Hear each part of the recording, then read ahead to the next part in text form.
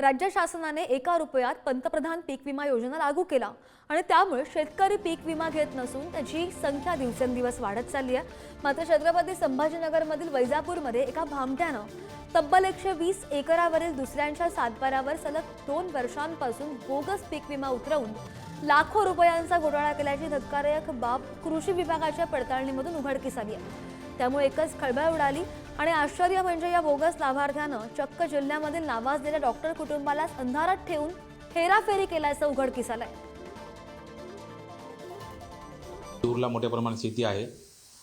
त्यांनी जेव्हा रबीचा विमा भरण्यासाठी गेले तेव्हा त्यांना असं समजलं की आपल्या क्षेत्रावर अगोदर कोणतरी विमा काढलेला आहे। त्या अनुषंगाने त्यांनी माझ्याकडे लेखी तक्रार केली।